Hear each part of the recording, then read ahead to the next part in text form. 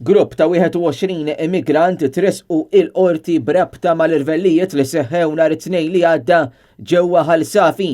Dawn tresqu quddiem il-Maġistrat Charmin Gallia u ħadd minnhom ammetta l-akkużi miġjuba kontrihom tant li l-kol inżammu taħt arrest.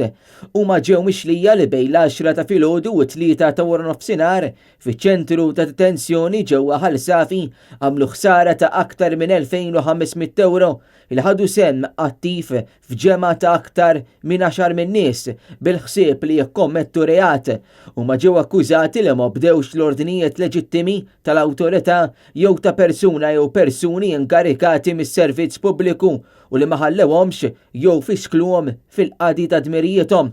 Akkuża oħra fil-konfront tagħhom kienet li kisru l-ordni u l-paċi pubblika bajjat u ġlied.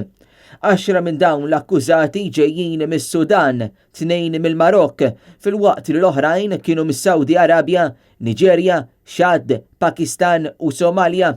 3 oħra għadu mhux magħruf fil-pajjiż li ġejjin minnu.